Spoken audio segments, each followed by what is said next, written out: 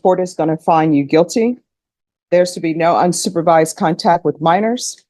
With regards to punishment, state, what are you requesting? Your Honor, we're asking for the 10 years in prison. Defense, what are you requesting? Judge, I asked that he be sent, continued on probation and sent to ISF for a period of time to get his thoughts together. The court is going to find you guilty. The court will sentence you up. You're charged with failure to stop and render aid, serious bodily injury. That's a third-degree felony. The range of punishment is anywhere from 2 to 10 years in prison and up to a $10,000 fine. Did you understand?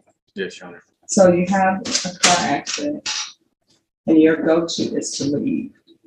Why would you leave a car accident? Everybody had left and I just left myself. Well, no, everybody didn't leave because there were two people remaining in the car trapped and somebody had to help them out. So why would you leave injured people behind in the vehicle? I was one of those people injured in the car. And then I got out. They held me out and then I walked home. Okay, this is not where he's going to pretend he wasn't driving, is it? We're pleading no contest, Your Honor. Okay. So again, why would you leave someone behind in the vehicle that's injured? You got out. Did you go to where they were sitting in the curb and speak with you? No. Okay. No. Did you call for help for anyone? Why not? Just being ignorant. You see, let me just tell you what I know about life from my time on the planet. And I think I can say this because I have more of my life behind me than in front of me. Yes. Is that big things somehow ends up snowballing for young people into bigger things. Number one, there shouldn't have been any speeding. Number two, nobody should have taken any drinks and driven. And number three, if there's an accident, you call somebody. If you would have stayed and helped, if you would have called somebody, guess what? We wouldn't be here for a failure to stop and render aid. So how are you getting around town without driving? I take the bus. I'll walk if I have to. I have a daughter that I have to support. So How old is your daughter? she just turned 1, March 13th. Are you and the mother together or no? Sort of. We talk. We're not married, so we don't live together. How far did you go in school? I stopped at 11th grade. Why? Just struggling with my family. What does that mean? Like, I have to take care of my little brothers sometimes, most of the time, because my mom is just not healthy.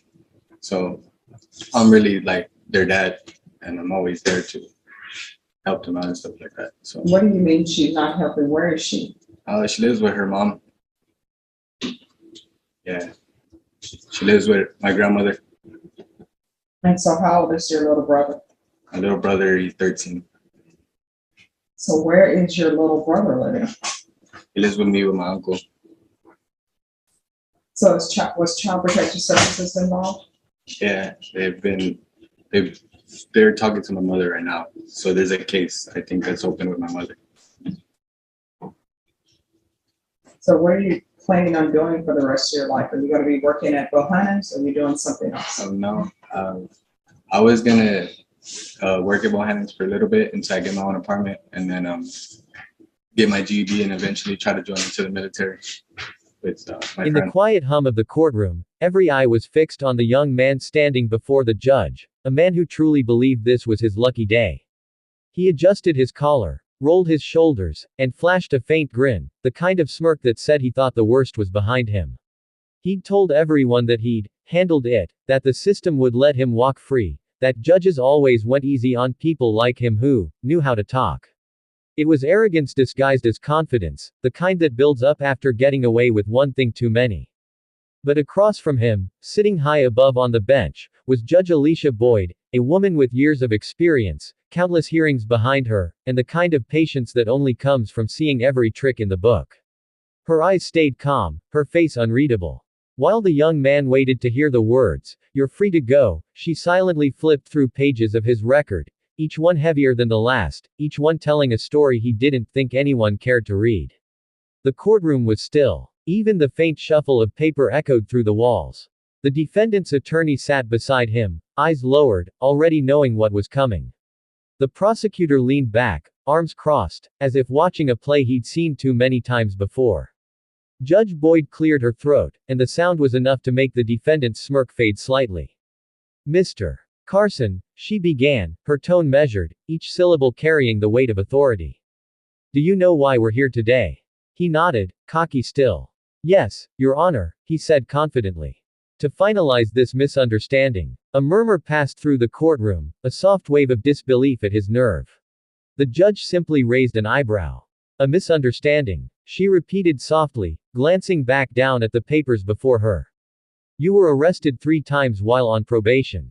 You ignored 2 court summons. You missed mandatory check-ins and falsified your reports. Is that what you call a misunderstanding? The young man shifted uncomfortably, his grin faltering. It's not that serious, he mumbled, trying to maintain composure. Judge Boyd leaned forward, her gaze unflinching. You think the law is a suggestion, she said, her voice suddenly sharper, though still controlled. You think because you've talked your way out before, you can do it again. But this isn't a game. This court is not a place for theatrics, it's a place for truth.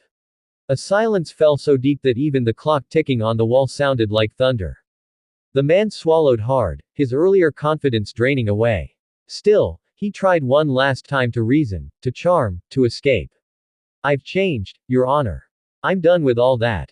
But Judge Boyd shook her head slowly, her eyes never leaving his. No, Mr. Carson, she said. Change doesn't happen in words. It happens in choices. And you've made yours. Then came the moment everyone would remember. Her voice dropped, calm and unyielding, carrying the authority of justice itself. For your repeated violations, your refusal to learn, and your complete disregard for this court's mercy, she said, I hereby sentence you to 8 years in state prison. The words cut through the air like a blade. The young man froze. His lips parted, but no sound came out. His hands trembled slightly as he turned to his lawyer, who could only shake his head. The room was silent except for the defendant's unsteady breathing. He tried to speak, his voice breaking. 8 years. Your Honor, please, I didn't, but she raised a hand, stopping him mid-sentence. Every decision you made brought you here, she said firmly. Every warning ignored, every chance wasted, this is where it ends. In that moment, something shifted in the room. Even the bailiff, usually stoic, stood a little straighter, as if absorbing the gravity of what had just been said. The man lowered his head, the reality of prison time settling like a storm over him. He wasn't defiant anymore. He wasn't clever. He was just human, a man realizing too late that he'd run out of chances. As the deputies stepped forward to escort him out, his voice cracked, I thought you'd go easy on me. The judge's expression softened, but her words remained firm. Mercy is for those who respect it, she said quietly. You turned it into your excuse. Later that day, the courtroom clip would go viral, millions of people watching as arrogance turned into silence, as a lesson in responsibility played out live for the world to see. The video was shared under the title, He Thought He'd Walk Free, then the judge shocked everyone. Comments poured in. That judge just restored my faith in the system. That one line, mercy is for those who respect it, hit harder than the sentence. News outlets covered it, analysts broke it down, and online creators called it one of the most powerful moments in modern courtroom history. For many, it wasn't just about justice being served, it was about seeing accountability in its purest form. As Judge Boyd closed the file and prepared for her next case, she sighed quietly, not out of frustration, but reflection. She knew that moments like these weren't about punishment, they were about truth, the kind of truth that wakes a person up. And though the courtroom would soon be filled again with new faces, new stories, and new excuses, one thing would remain unchanged, her belief that justice, when delivered with clarity and compassion, could still change lives. Outside, as the young man was led through the hallway in cuffs, a camera caught his face one last time, no longer proud, no longer sure, just silent. And in that silence, millions who watched later would feel it too, the sound of a man finally facing the truth he'd run from for far too long.